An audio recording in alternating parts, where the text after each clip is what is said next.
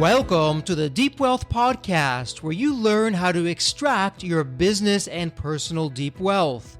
I'm your host, Jeffrey Feldberg. This podcast is brought to you by Deep Wealth and the 90-Day Deep Wealth Experience. When it comes to your business deep wealth, your exit or liquidity event is the most important financial decision of your life. But unfortunately, up to 90% of liquidity events fail. Think about all that time and your hard-earned money wasted. Of the quote-unquote successful liquidity events, most business owners leave 50% to over 100% of the deal value in the buyer's pocket and don't even know it. I should know. I said no to a 7-figure offer and yes to mastering the art and the science of a liquidity event. 2 years later, I said yes to a different buyer with a 9-figure deal. Are you thinking about an exit or liquidity event? Don't become a statistic and make the fatal mistake of believing the skills that built your business are the same ones to sell it. After all, how can you master something you've never done before? Let the 90-Day Deep Wealth Experience and the 9-step roadmap of preparation help you capture the best deal instead of any deal. At the end of this episode, take a moment and hear from business owners like you who went through the Deep Wealth Experience. Mark Raffan is the founder and CEO of Negotiations Ninja, world-class negotiation training tailored to your needs. Mark is an entrepreneur, sales and procurement veteran, podcast host, speaker, and recognized negotiation expert. Mark has led C-suite negotiations for many years for a variety of companies and industries. Now running his own negotiations training company, Mark utilizes his extensive speaking experience to deliver engaging, usable, and market-relevant training to an underserved market. He is the co-host of the two incredible podcasts, Negotiations Ninja Podcast, one of the top negotiations podcasts in the world, and Content Callout, which is about B2B content marketing. Mark is an expert in influence, persuasion, and negotiation, and has coached executives and teams in some of the largest companies in the world. He has been referenced in Entrepreneur, Forbes, Thrive Global, and many other publications. Welcome to the Deep Wealth Podcast, and wow, do we have an episode lined up for you, because I promise you this, when you listen to this and you come out of it, you will never be the same again in the most positive of ways. Because when you think about it, success, both in business and life, it's not just showing up. Obviously, you got to prepare, and that's what we're all about at the Deep Wealth and our 9-step roadmap.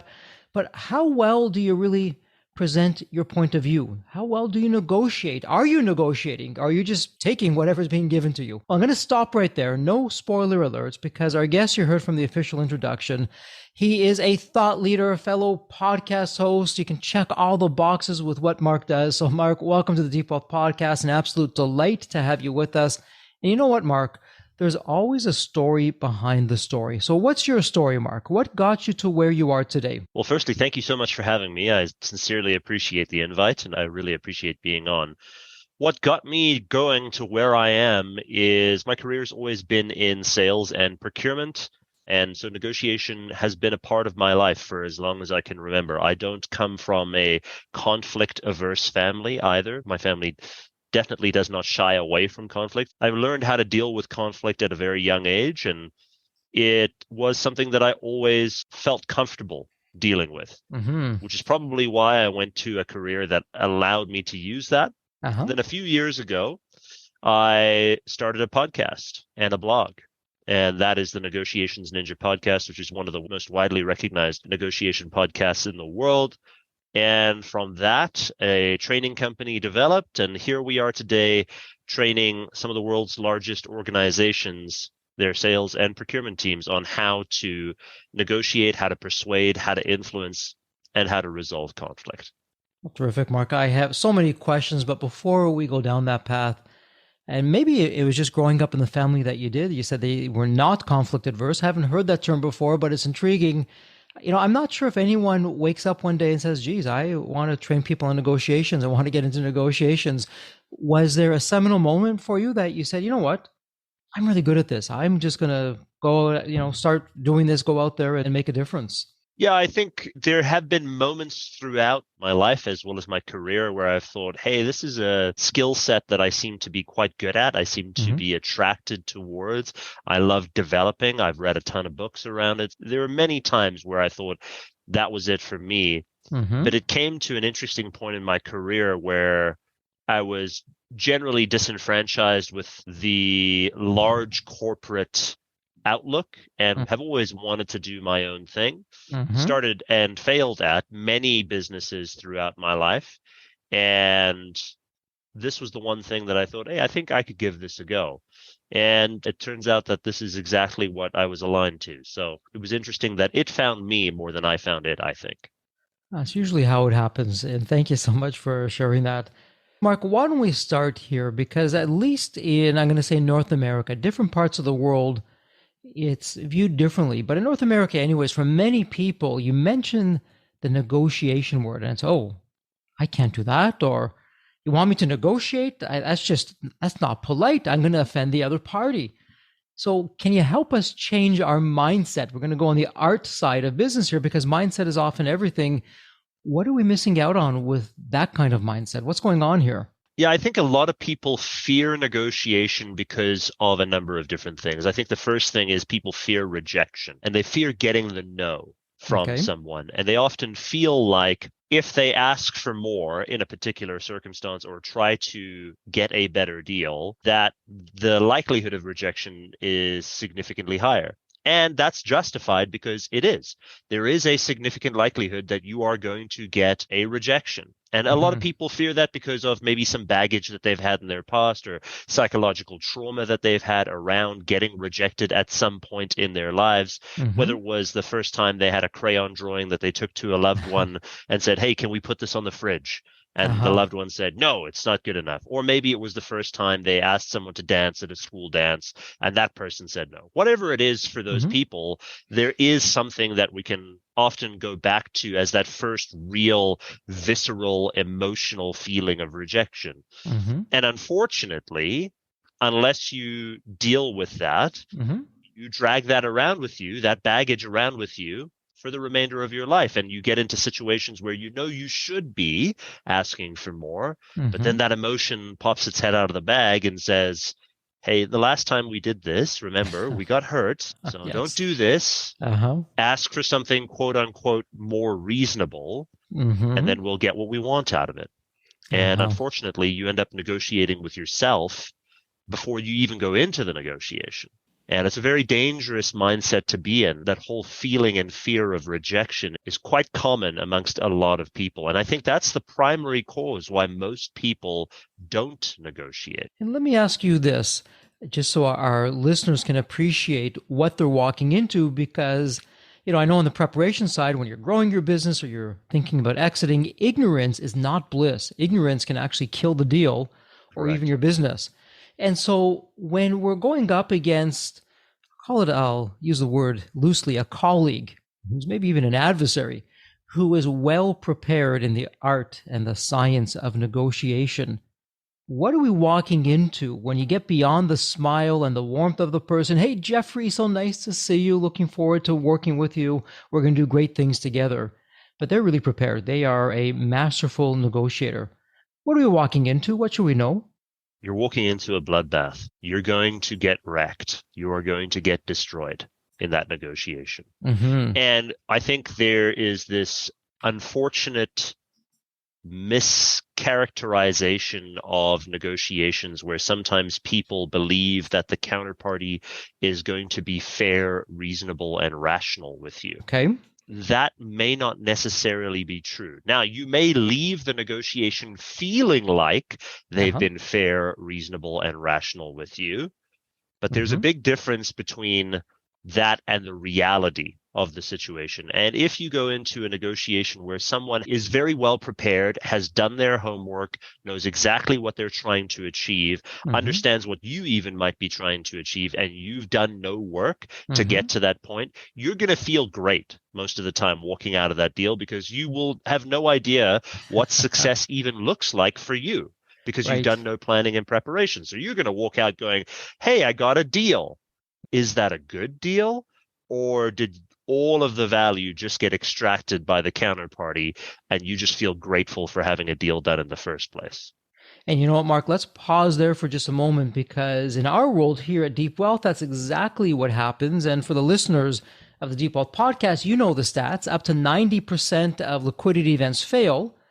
And Mark, to your point, for the quote unquote successful liquidity events, business owners unknowingly are leaving 50% to over 100% of the deal value in the buyer's pocket, and Yes. they're ignorant to that. And so it sounds like this is really a common theme in the world of business. When you're just showing up, you're not prepared, you're leaving a lot of money on the table. Yeah, certainly. And with regards to that, and the business owners that we work with and the entrepreneurs that we work with routinely after training go, I cannot believe how much money I have lost I bet. and how much value I have left on the table as a result of just not picking up a book to learn more about negotiation, or not taking a class to learn more about negotiation. And it's shocking to me as someone who is also a business owner, but at the same time also not shocking. You're busy. You've got a ton of things going on. You're trying to build a business. You're probably focused on the top line end of that conversation. You're focused on revenue building a ton, and you're focused on managing the operations a lot of the time. And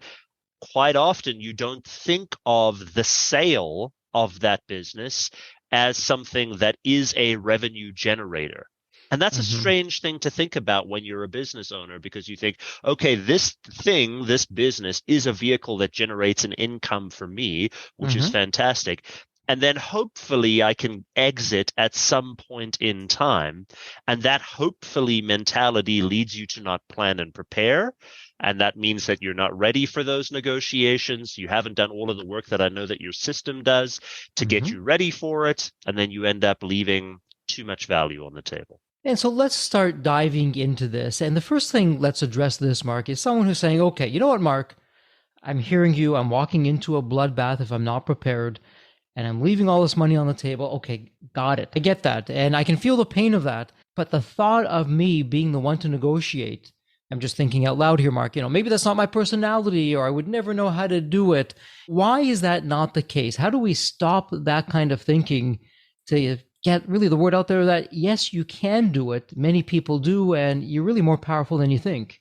Yeah, and that last line that you had is really the key point. You're significantly more powerful than you think you are. Okay. Negotiation is a skill set. The more that you read and apply and practice for that skill set, the better you are going to get. Okay. Right? When you first started your business and first started selling in your business, you didn't get instantaneous success in sales. That's right. It took time to be able to develop that skill set and develop those sales. The same thing is true for negotiation. The more that you practice it, the better you're going to get. And so for those people that are thinking to themselves, well, my personality doesn't align with negotiation because maybe I'm an introvert and I don't like talking to people all that much and having those kinds of conversations, that's a very detrimental mindset to be in. And I will tell you, for the introverts that are listening right now, who maybe are afraid of those types of conversations, the very best negotiators I have ever met have all been introverts. Interesting. Why do you think that is? Any thoughts on that?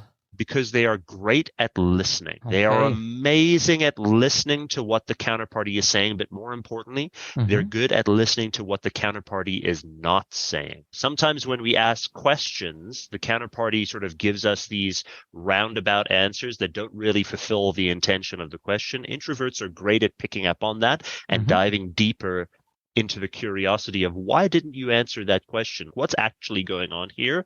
And when you can get beyond the position of the counterparty, that's when things start to get interesting. Okay, so interesting of what's not said oftentimes can tell you more than what is said. And so let's start going into some of these strategies now. And so you've already started to talk about that. And let's again start dispelling some myths. For starters, good old Pareto's law, 80-20, the 80-20 rule, where 80% of the mistakes that most people make are probably coming from 20% of the actions or inactions. So when it comes to your world, Mark, with negotiations and business negotiations in particular, what's going on? What are some of the more common, I'll call them fatal mistakes, that as business owners we unknowingly or maybe knowingly are making? Yeah, I think the single biggest mistake that most people make in their negotiations is not knowing what they want to get. Okay. They go into negotiations to see what they can get out of the negotiation, and they're kind of Mm-hmm. winging it in their Mm-hmm. negotiations. Well, I'll just see what I can generate. That's a Uh-huh. common thing that a lot of people say. That's a mistake because there's no way to be able to determine whether or not you've been successful. So before you go into a negotiation, Mm-hmm. first write down, as simple as it sounds, write down what are the things that you want to get out of the negotiation. Now, when I hear people answer this question, sometimes they answer it with what we call aspirational goals. They'll say things like, I want to make money, or I want to reduce risk, Mm-hmm. or something like that that's very general and broad. That's great. That's an aspirational goal, but those are not negotiable items. So what most people should be doing is breaking down those aspirational goals into something that we call success drivers. So Mm-hmm. what are the drivers that drive the successful outcome of that aspirational goal? So if, for Okay. example, you wanted to make more money, what goes into making more money? Does it mean increasing your prices? Does it Mm-hmm. mean selling more of the thing that you sell, like more volume? Does it mean Mm-hmm. cross-selling additional items? Does it mean asking for additional referrals? It could mean a number of different things that you're doing in your negotiation. Even when it comes to selling your business, if you want to get more money for your business, what are you going to do? What are the things that are negotiable items to get more money out of the sale of your business? Once you can define those things, Mm-hmm. then you're significantly better prepared to go into the negotiation. And so, for our listeners, what we're hearing Mark say in the deep wealth world, this is what we call, Mark, our deal points and no fly zones of what must absolutely be in the deal, that if it's not there, I'm walking away. Or on the Yes. flip side, what don't I want? So if something is there, you know what? I'm just not going to do it. I'll find an alternative. Or if I'm in a liquidity event, I'll find a different buyer. So really, same principles here is what do you want? And it can't just be, I want to make a lot of money. You're saying, Mark, define it, put some numbers to it, make it very specific so there's no guesswork here. And something that you said was very important, determining where you might be willing to walk away from a deal. That's Mm-hmm. what a lot of people don't do as well. And so what ends up happening is because they don't know where they want to walk away, they Mm-hmm. haven't defined that line in the sand, so to speak. They end up making deals that are far less profitable and sometimes even really damaging to their Mm-hmm. business or to themselves because they get wrapped up in the emotion of the deal. I see this quite often with startup founders who are going out for equity in their raises. So if they're doing a Mm-hmm. Series A, Series B, Series C raise, whatever it might be, Right. sometimes they get so wrapped up in the idea of getting that money that Mm-hmm. they end up giving away far more of the business than they probably should. And then they end up being in a situation where they're now working for someone else in their business. It's really what a buyer on the Deep Wealth podcast, we have many buyers that come on, but they all say more or less the same thing. And they say, you know what, Jeffrey, when we smell blood in the water, if there's Mm, fear, if there's desperation, all bets are off. If we had one value that we're going in with, not going to happen. We're going to go in for a right. value that's even lower, that's better for us because we can detect the blood in the water. Now we're the sharks. We're going to go in and just do what we do best. And really, I'm hearing the same thing from you. So mindset and knowing you have options is everything. And I guess you just can't have desperation. How do I avoid that? As you know, someone walking in, I don't know really what I'm potentially up against. How do I not come across as desperate? How do I know that I don't have to do this? Yeah, I think a lot of it comes down to practicing. Our Mm-hmm. word in the negotiation world is called role playing. We role Okay. play for the negotiation before we even go in so Uh-huh. that we come off acting more confident than we maybe feel in that kind of a situation. And that's Mm-hmm. really important to show that confidence. But a big source of reducing your desperation is ensuring that you have alternatives. And I'm sure that you advise this in the business sales world is to make it competitive. So Mm-hmm. when you're going out to sell your business, you are hopefully going out to more than one party at a time. Because if that party finds out that they are the only one competing on that business, you're screwed. There is no other alternative. There's nowhere to walk away to. And I think that's a lot of things that one big thing for sure that a lot of people don't consider is they may even define where they're willing to walk away. But if they decide to walk away, the question then becomes where to? Where do I walk away to after I've decided to walk away?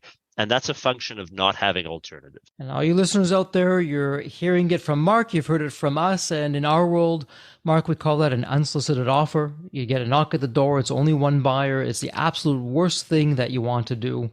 And so, Mark, what I'm hearing you say is before you enter that room or that virtual room or that phone call, whatever the case may be, make sure you have other alternatives, other options that as bad as you may want it to be here, you know that you have some other alternatives if things don't work out. Yeah, certainly. Having those alternatives is really the key to a lot of your confidence in the negotiation. And then also show that confidence. I mean, I feel like confidence is one of the things where the whole fake it till you make it really does apply. Because the more confident I act in a negotiation, then you perceive me as someone who is confident, which means you're going to treat me as though I am confident, which therefore makes me feel more confident. So it's a communication feedback loop of acting confident in that kind of a situation. So the more confident you act, the more confident you will be treated, the more confident you will become. And so for our listeners, once again, a very subtle point, but an important one. Really, it's the perception. You may be trembling and quivering on the inside and you're nervous, but to the outside world, hey, yeah, I got this thing done. You know what? If not you, I've got 10 others lined up that I'll speak to. So either we'll get to something or we won't. That I'm hearing the confidence or the perceived confidence, Mark, is really key. Certainly. Much of negotiation tactically is about managing the perception of the counterparty. Managing their perception about the value of the deal, managing their perception about you, managing their perception about themselves and their position within the deal. A lot of that comes down to managing perception. Got it. Okay. And so where do you draw the line of, I can just imagine, Mark, that I can be confident, but I can come off as arrogant and in the wrong way and actually unintentionally offend people. So how do we or where do we draw the line? It's a good question. And I think I'd separate the two quite substantially. I think there's a major difference between arrogance and confidence. Okay. For example, we'll all do an activity together. All the listeners right now, I want you to think of the most arrogant person you've ever seen in your life. Could be a media personality, could be a political figure, could be a movie star, could be someone personally that you know. Think of that person and think of why you think they're arrogant. Most likely, when you see that person, they appear disinterested. They don't do any kind of eye contact with you. They tend to lean back in their conversations and are not engaged. They maybe tend to talk over people and don't listen. Now let's contrast that with someone who is confident. Think of the most confident person. Again, media personality, politician, could be anyone. Now let's think of those characteristics. They make eye contact, which is the opposite of what we said before. Right. They are interested. They are engaged. They have great posture. They lean into the conversation. They listen to what you're saying, which is almost the exact opposite of the arrogant person. So if you are one of those people right now that says, okay, Mark, I'm afraid that if I act too confident, I'll come off as arrogant. There is a long way to go before you get to arrogant. So just as long as you're showing those unique and engaging characteristics of a confident person, you're going to be fine. And Mark, correct me if I'm off base here. It really sounds like you're just showing up, you're prepared, you feel comfortable with that. You've got really nothing to prove.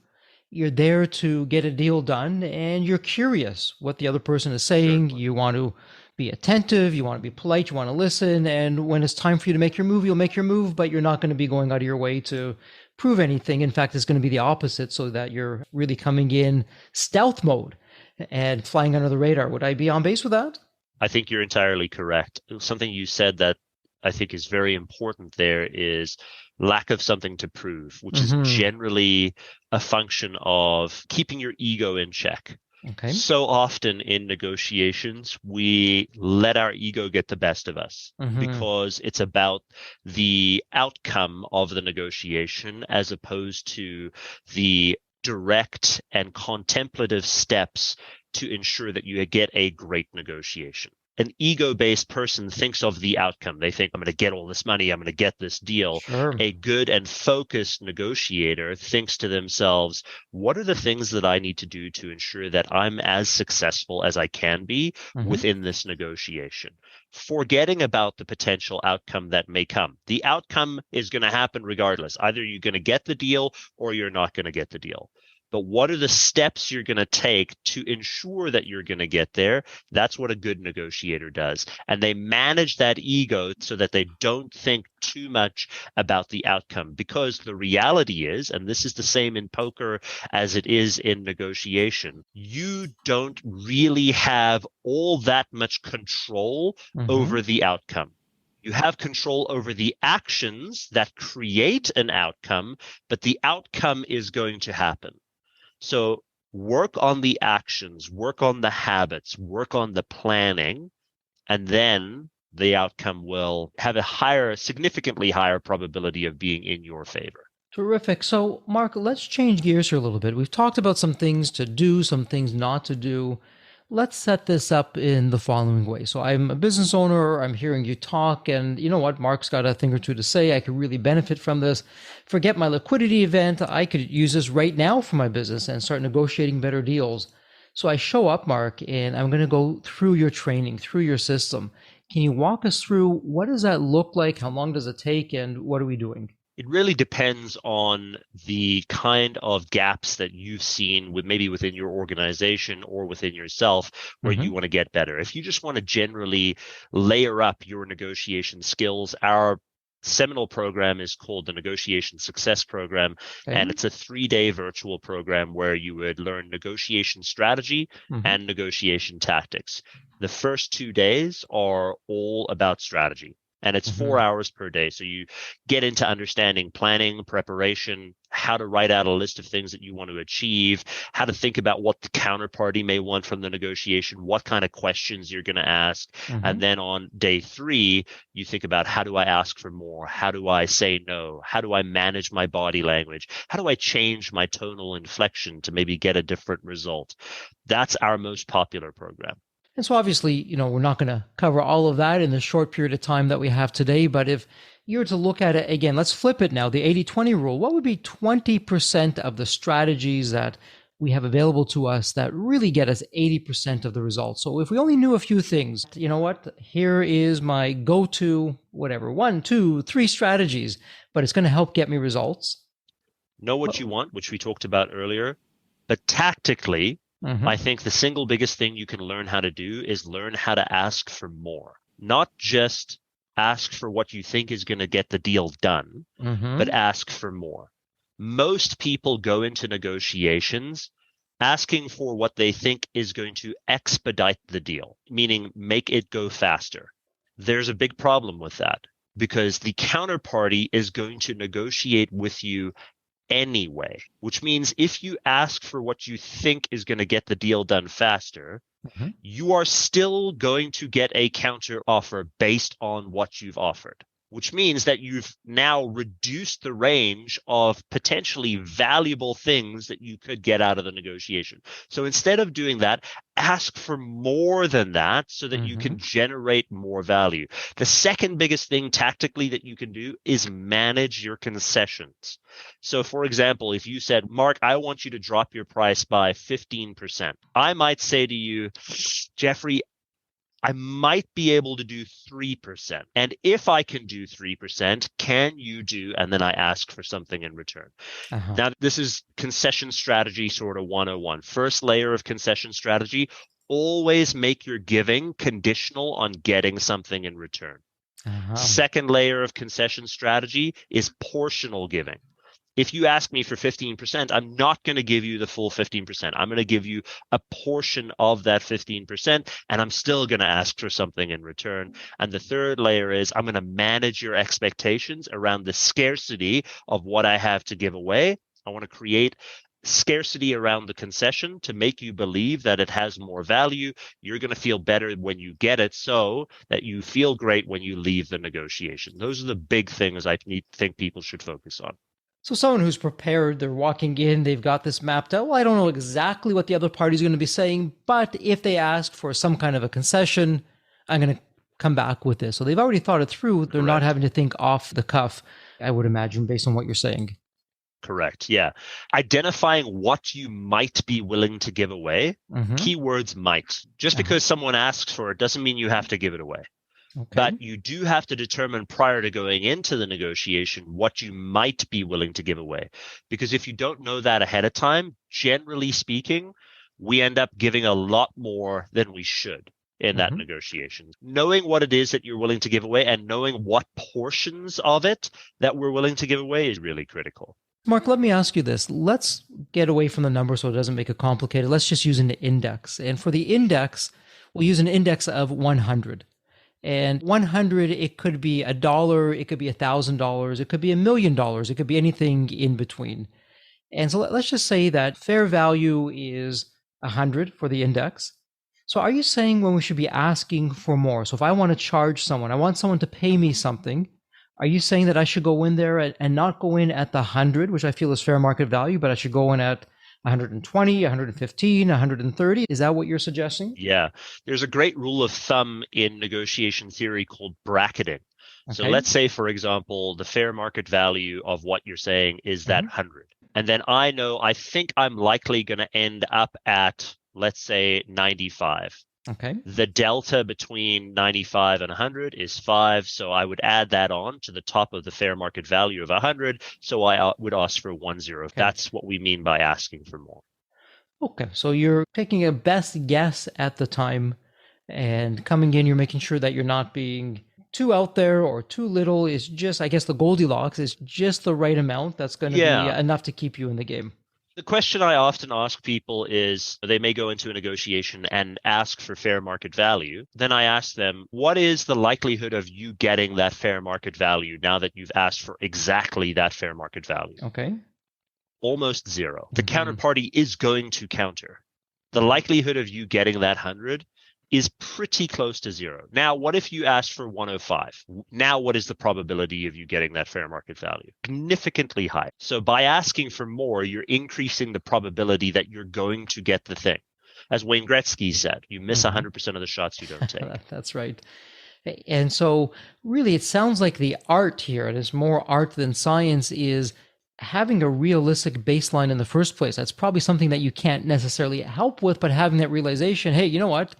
If I'm going to come in too high, it doesn't matter if that 100 is too high, that index of 100 is too high. If that index of 100, it should normally be, I'll make up these numbers, 100,000, but I'm saying, well, it's really 200,000. Right. It doesn't matter if I'm coming in at 105, hoping I'm going to get to 100, never going to happen in that instance. And it's not necessarily your purview, Mark, but I'm sure you've seen, and we see this all the time. If I'm selling a home, as a homeowner, I think it's always worth more than what market is. So how do we keep ourselves in check when we're heading into negotiation, just to keep some reality in there? Data. I think that's the single biggest thing that you can use to check your emotions, especially with things that are emotional, like selling a business or selling a home. It's your business is your baby. I get that. And you think that your baby is beautiful. But it may turn out that your baby, on average, when compared to other babies, is as valuable as the other babies that are currently on the market, not more valuable, which means that you have to be able to say, okay, objectively, where am I actually valued here? Which is why it's so important to work with someone who does this on a regular basis. Because if you don't do this on a regular basis and you look at the market, you can immediately go, my business is worth way more than that business. What is it that drew you to that? If it's just a feeling that you have, that's probably not a good way to go into a negotiation. We want to try and objectively measure it as best we can. Sure. And you know, what's interesting here, Mark, in the deep wealth experience, when it comes to selling a business, it's a negotiation. We view it as a different type of negotiation, and we encourage the business owners to get professional help in most likely an investment banker, or if it's a bit of a smaller business, a broker. But when we're not selling a business and we're just doing a business negotiation, really what it sounds is not only getting your numbers in check, but you better show up with what we call the narrative. It's step number Yes. 3 of our 9-step roadmap. Before you speak to your future buyer, before you speak to your future investment banker, as an example, or your advisors, it's step number 6, create a compelling narrative that gets people excited of why you're Yes. different, why you're it over everyone else. Exactly. And so based on what you're saying, if you're having all these asks and you're going to be above market, you better have the story behind that to justify it. Am I hearing that right? Correct. You need to be able to communicate the value of where you differentiate. So if we're going to do that baby conversation again, and you said, well, my baby is worth more, I'm going to ask you, like, why? What's the story behind why it's more valuable? If we can sell that story, if that's compelling and you can show me where the evidence might be, even if it's anecdotally, that gives you significantly more leverage in the conversation. Got it. Okay. So it's all coming into line here. And so we're now going through this, Mark. You're walking us through and you're sharing some of the more powerful strategies of what's there. But again, when we're new to this and we're not someone like yourself, you do this, heck, you teach this, you wrote the book on it, and you're helping people worldwide with this. Even though we're prepared, we're now walking in. It's the day of. And we get into that room and oh boy, we feel the nerves. And maybe we go blank. Yeah, I had everything lined up and gosh, what the heck am I going to say? And imposter syndrome. I mean, I can just go on and on with what happens, but how do we mentally prepare ourselves for the big day of not falling into that trap and sticking to the game plan? Assuming you've done all of the planning and preparation going into it, I think the biggest thing that I could recommend on the day of, as strange as it might sound, is eat, depending on the time of day that you're doing this, eat a light breakfast. Don't do anything too heavy in terms of the breakfast that you're going to have. Get a workout in and maybe get some meditation in before you go in. Because you need to be able to set your mind in the right direction for that negotiation. And if you are properly fed, and if you have done a workout, if you've gone in and you've primed yourself with a meditation about what you're going to do, you're going to really improve the probability of success. But let's say you get in and you immediately go blank. You don't know where to go from there. Take a pause, take a time out, go to the bathroom and just say, can I use your bathroom? Can I use your restroom? Go to the restroom, see if you can reintegrate with yourself, see if you can reestablish where you are. If you cannot, if the nerves are too insane, if they're too crazy, you think you can't do it, just say, I'm not feeling very well. Can we postpone towards another date? I know it's not convenient for you, but unfortunately, I'm not feeling very well. It's going to be a much better strategy to do that and come back when you're feeling like you can handle it than if you are in a flustered situation and you start saying things you know you shouldn't say. But the likelihood of that happening, if you've planned and prepared properly, is very low because you will have all of your notes in front of you. You'll know what the first few things you are going to say is. You'll be able to get into that going pretty quick. But if you haven't done that, you take that time. What I like about that is you're really telling the truth. Hey, I'm not really feeling so well at the moment. And I know it's an inconvenience, but can we postpone? Instead of trying to be the unsung hero, well, I'm here. I probably should just go through it. I don't want to be an inconvenience to anyone. And it's really like they say when you're flying an airplane, if the mask falls down, put it on yourself first before you help the person beside you. So look after yourself first and foremost, and everything else will hopefully fall into place. But let me ask you this. It brings up an interesting point. When I'm thinking about the negotiation and I'm thinking, okay, is it going to be just me, or do I bring a colleague with me, or do I have a team with me? How do you look at that? When is that appropriate? When is that not? It's very appropriate. And I think having a negotiation team often generates better results than if you don't have one. I would say there's really 4 members that you should have on your team at any point in time, especially for a big emotional sale or an acquisition. Should be a negotiator. So generally that's someone who's doing the talking and asking the questions. That could be you, or it could be someone that you designate. So let's say, for example, you have a banker that you're working with. That could be a banker that you designate. Then there's going to be someone taking notes. That's generally what we call a scribe or the project manager of the negotiation. So that person is taking minutes on what's being discussed, what's been agreed to, what hasn't been agreed to, what the deliverables are for certain things, who's responsible for what, and really just managing the negotiation on an ongoing basis. Okay. The third member of your team needs to be someone who is an observer. This is someone who watches and listens. Someone who watches for body language cues, listens to what's being said and not being said, like we talked about earlier. And then the fourth member of your team isn't going to be present within the negotiation, but there's someone that you go to for support. So a mentor, an advisor, someone like that you can go to and say, hey, I think we're stuck, or this is where we are in the negotiation. Where do you think we could go from here? And having that support that is maybe giving you that 30,000-foot viewpoint is really critical, especially for something that's maybe emotional to you. And a deep wealth, when at least it comes to a liquidity event, we call that a chief exit advisor. We coined that term. It's someone who's not at the deal table, knows all about deals, and it's like a board of directors of one who's there to support you. But in this case, it can be, like you said, a coach, a mentor, someone who's just got a lot of experience. And how do you balance that though, Mark? So I can just imagine we're showing up with 3 or more people potentially. And if it's a physical meeting, we walk into the room and it's just the one person over there. I mean, isn't that a little bit overwhelming? How do we? Yeah, I would prep that person beforehand. Okay. Prior to going into the meeting, I would communicate with the counterparty to say, hey, we'll be coming in with this team to be able to have that discussion. There'll be 3 to 4 people that'll be coming in with me. If you decide, please also bring in a few other people. If you want to handle it on your own, that's great, but we will be coming with this amount of people. Okay, so you're giving the heads up. And let me ask you this. It's a different world now than it was 3 years ago. Societal norms have changed and social norms have changed vis-a-vis the pandemic. And we have a lot more virtual than we ever had before. And I know in mergers and acquisitions, this has been an absolute game changer in terms of how deals are done. And there's positives and there's negatives, like with anything else.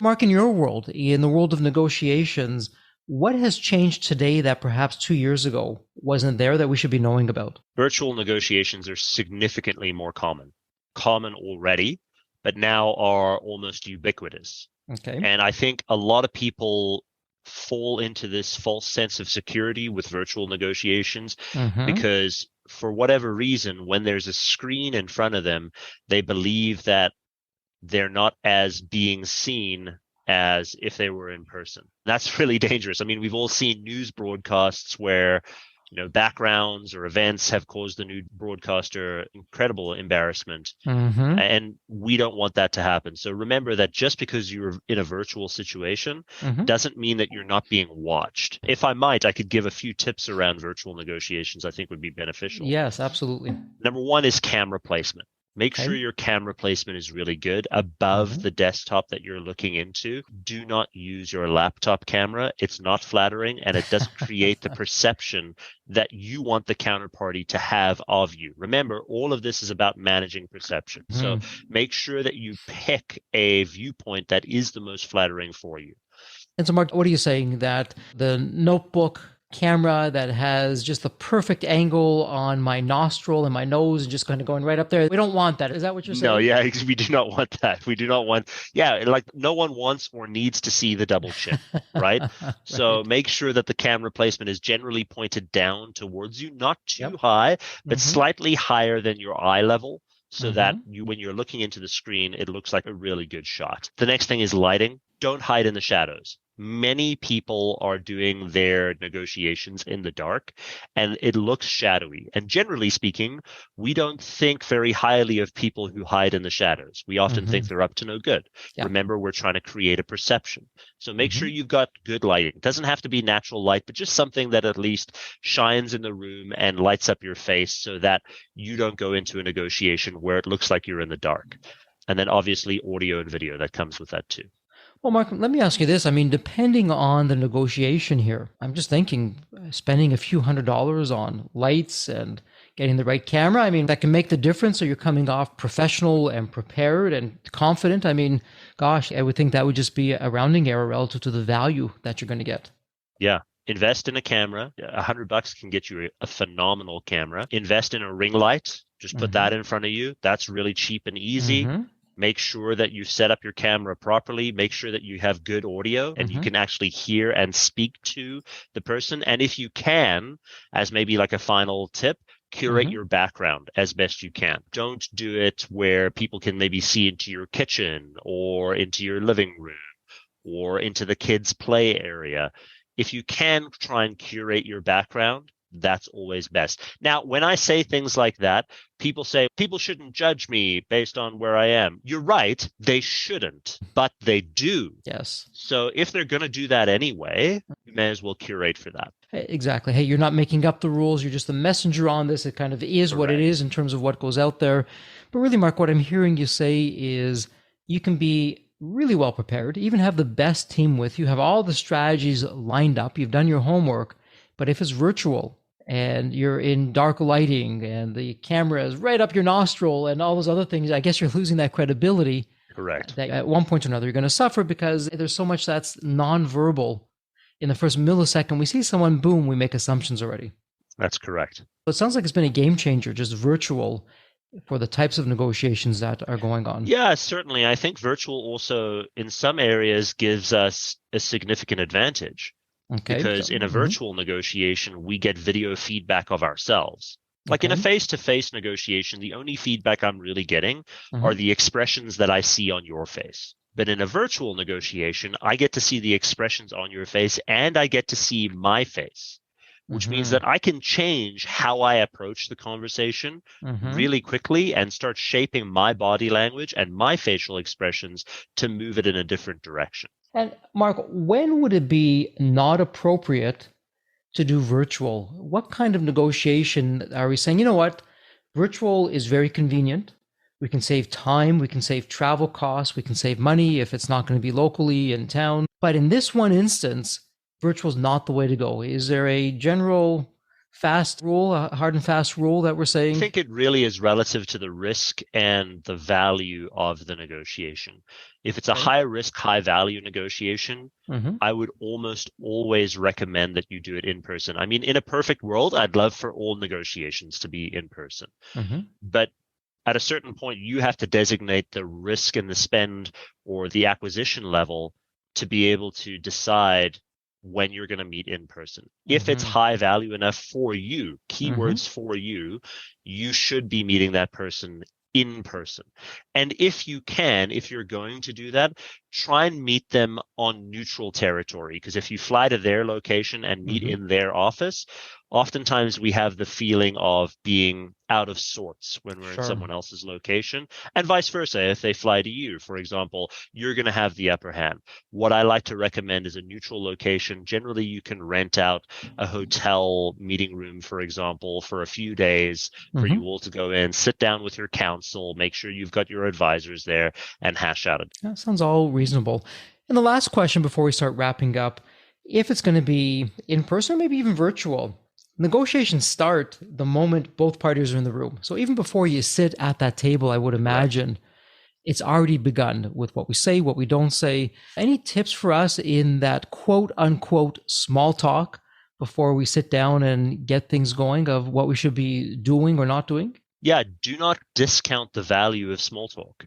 Small talk is very, very valuable, especially if you can create something we call an attention tunnel to drive the focus of the conversation. For example, the media for many years has known that it cannot change your mind about something, but it can change what you look at to change your mind about something.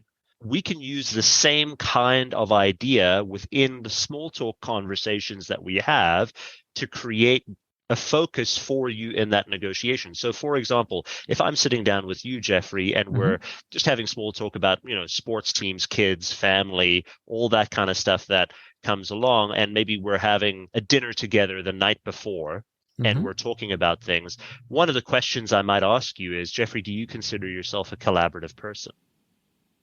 Now, that may seem like an offhand question that's in the middle of the conversation, but it's very well placed because I am creating an attention tunnel for you so that the next morning when I say, hey, we're all about collaboration here, you're starting to be more collaborative with me, share more information with me, and now I'm becoming more successful in that negotiation. So don't discount the value of that small talk. Interesting. That's a whole rabbit hole we can go down, even paying a compliment. Oh, Mark, So nice to meet you. We've been speaking for a while, and you just seem like someone who's very agreeable, someone who really knows how to do so well around people and Yeah, make things happen and just cooperative. I really appreciate about that. And I'm really looking forward to working with you. So now you're not going to say, no, Jeffrey, I disagree with right, everyone. I'm a exactly. difficult person to do that. So it's interesting what you're saying. Mark, listen, I could ask till the cows come home all these different questions. You've been very gracious with your time. We are bumping up into time. So let's start to do our traditional one thought experiment as we wrap things up. And here's what I'd like you to think about. So think about the movie Back to the Future. And in the movie, you have that magical DeLorean car that will take you to any point in time. Mark, it's tomorrow morning. You wake up, you look outside the window, and there it is, the DeLorean car. It's not only sitting there curbside, the door is open, it's waiting for you to hop on in. So now you go in and you can go to any point in your life. Mark, as a young child, as a teenager, whatever point in time it would be, what are you telling yourself in terms of life wisdom or lessons learned? Or, hey, Mark, do this, but don't do that. What does that sound like? I would probably go to my late teenage, early adolescent years, Okay. and I would tell that guy to be patient. Okay. Patience Okay. has not been a strong suit of mine, and something that I've really had to work on and Okay. am still working on. So I think I would teach that guy about patience. Words to the wise. Be more patient. Give it some time. That's really something, and particularly for negotiations, I would imagine patience can either lose the day, lack of it, or win the day. Very much so. Terrific. Well, Mark, we're going to put this in the show notes. If someone would like to either reach out to you or learn more about what you're doing with the training and the kinds of programs that you offer, where's the best place that they should go on? Best place to go is to our website at www.negotiations.ninja, or you can reach out to me on LinkedIn. Terrific. And again, we'll have all that in the show notes. It'll be a point and click. Can't get any easier. Mark, as we wrap up this episode, a tremendous thank you for sharing your wisdom, your insights, your experience with us.